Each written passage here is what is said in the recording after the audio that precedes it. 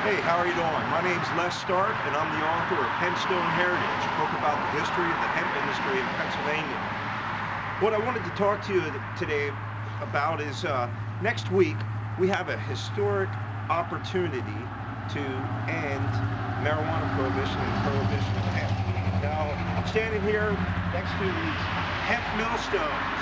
These are old hemp millstones that used to work in the old Lancaster County hemp mills. They rolled on the side, they rolled over the fiber and got it softened up, ready for the spinning wheel. Now, not only am I an author and hemp historian, but I'm also a hemp activist. And for about 15 years, myself, along with Sean House and some other great people, have been trying to teach the public and elected officials all about hemp. Now, what you do out there in Oregon and Colorado and Washington State has a big effect of what we're doing out here in Pennsylvania. We need to rack up some victories. We need a yes vote on Measure 80 in Oregon.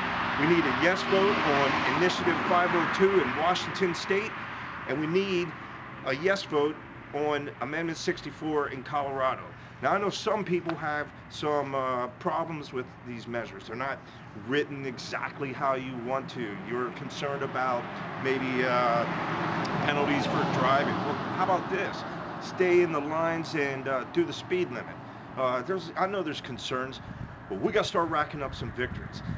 When you vote no for a measure, the powers that be in the establishment, they don't say to themselves, oh, they voted no because the measure wasn't perfect, it wasn't liberal enough, it wasn't permissive enough. No, they take no as a no, and they proceed from there. We're made weaker, and they are made stronger. If we're going to make any progress here in Pennsylvania, because I'll tell you what, Pennsylvania is an uphill battle. It almost seems impossible to make change in Pennsylvania.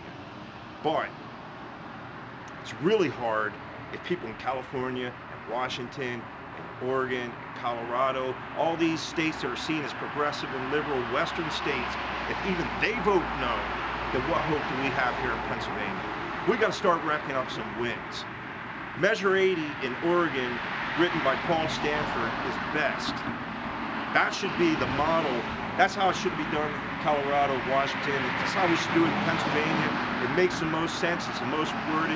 And kudos to Paul Stanford for Measure 80. Now, up in Washington and Colorado, your initiative and amendments might not be as good as Measure 80 in Oregon, but I still urge a yes vote. Vote yes for legalization. Don't support the prohibitionists. Don't support the cartels and all the violence that's going on. We have a chance to end that right now. Then we can start making progress in Pennsylvania. What you do out there has consequences, not only here in Pennsylvania, but throughout the nation. And not only throughout the nation, but the world. The world.